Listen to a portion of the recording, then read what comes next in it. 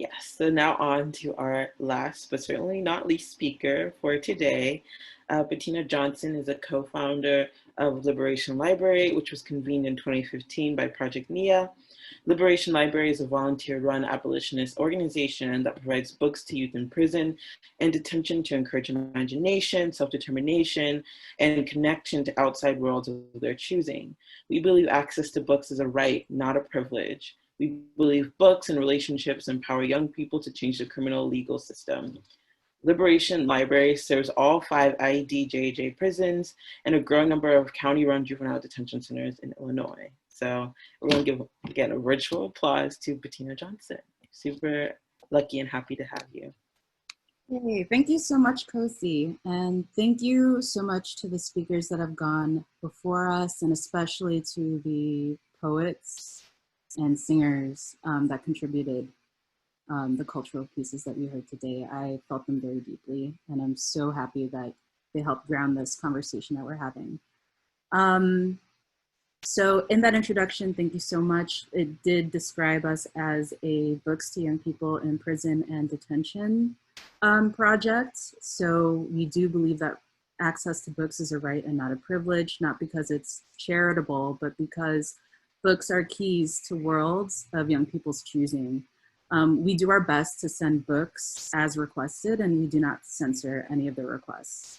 COVID has actually changed a lot of what we are doing right now. We used to have public volunteer days for folks to come and help us pack books. We send a book, a note, and a bookmark. But because of lockdown and just COVID generally, the 9-person steering committee does the majority of the packing. We also divested from Amazon during the COVID pandemic, which meant that we transitioned to a solidarity book drive with local bookstores here in Chicago, including Semicolon, which is a bookstore that's owned by a Black woman. We're currently hosting a stamps and bookmark drive, and I definitely wanted to reference back to what Dr. Rogers had just said about lack of trust.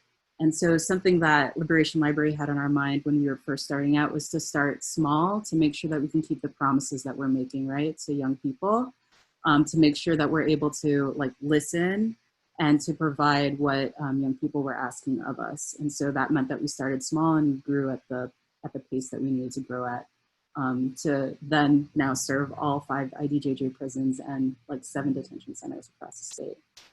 We do have a set of core beliefs and core values that anchor our work, and that's centering access as care, supporting imagination and connection for young people to outside worlds of their choosing, practicing and exercising self-determination as a means by which young people inside and outside and even adult allies can work together towards practicing and building a police-free world where prisons are obsolete. So I want to double down in the self-determination piece. Our belief in young people's ability to choose and have their choice respected is built into how we do our work by providing books of young people's choosing.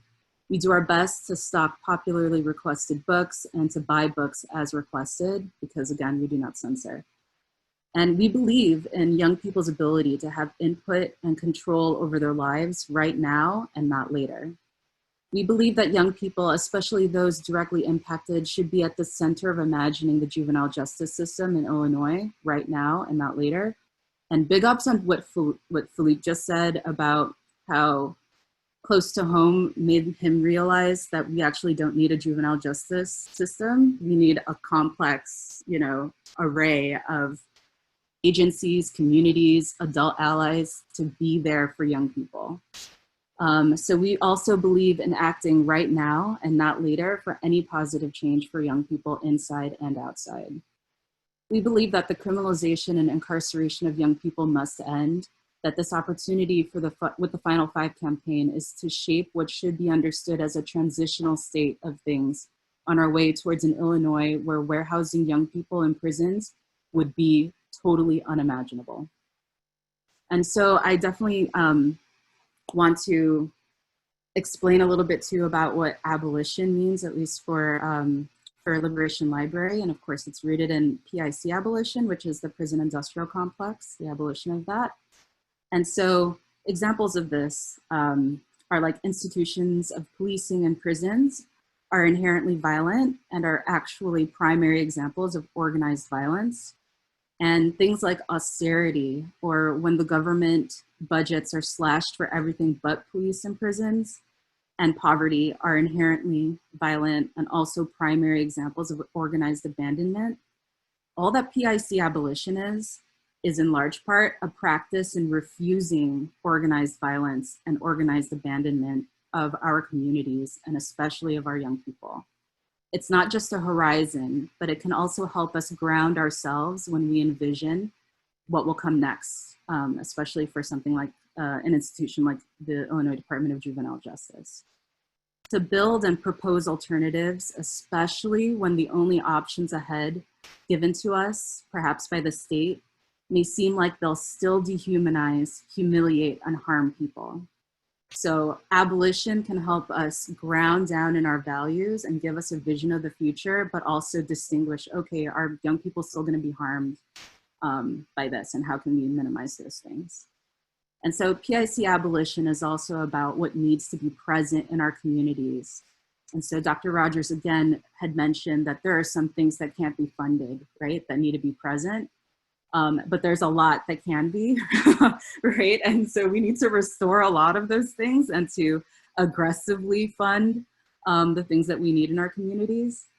And so how I also want to offer, because I know that there's a lot of people that work with the state here and with other agencies, like how are we thinking about restructuring and transforming the work that we already do to rise to the occasion that this opportunity, this opportunity is presenting to us. And so this means that we need to build life-affirming institutions that can create the conditions where people can choose to change and sustain that change. And so I know that Anne-Marie can speak a lot to that, and I always look forward to whenever I hear her talk. And so I just want to close with this offering of dreaming together.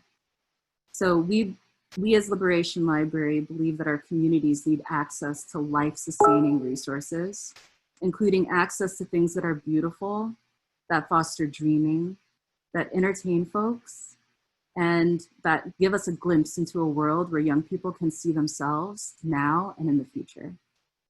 The way I approach my work is the way that we approach our work is as a collective call to action about opening possibilities, exposing ourselves to other ways of being, other worlds of our choosing, or actual worlds of our choosing, right? So how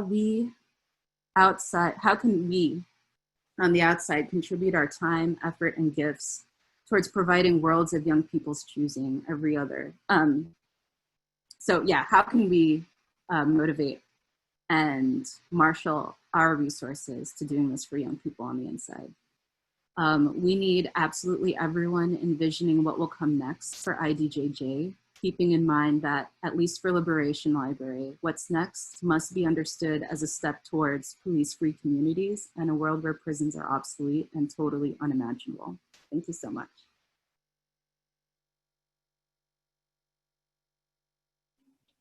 Thank you so much.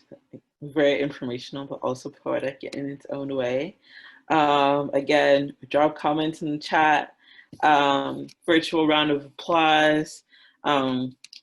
Really the portion where you talked about us coming together and like dreaming, yes, us coming together and dreaming big, really resonated with me. And it also ties into, you know, going back to one of the grounding priorities. One of the foundational things of our work is the fact that it gives a lot of autonomy to youth, especially formerly incarcerated, currently incarcerated youth, to you know, guide the things that we do, to guide our priorities, to really direct us in a way that we can provide a collective liberation for all.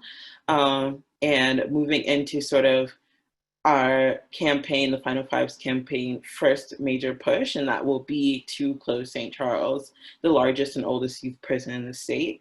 And of course, that became our first target because the youth that we spoke to, because the youth led us to this conclusion that this is the oldest, the grossest, the most abysmal, the largest prison in the state, and it just needs to be closed. So I'm going to pass the mic to Anne Marie, who's going to go further into why St. Charles is our first target and talk about the demands that will accompany the prison closures.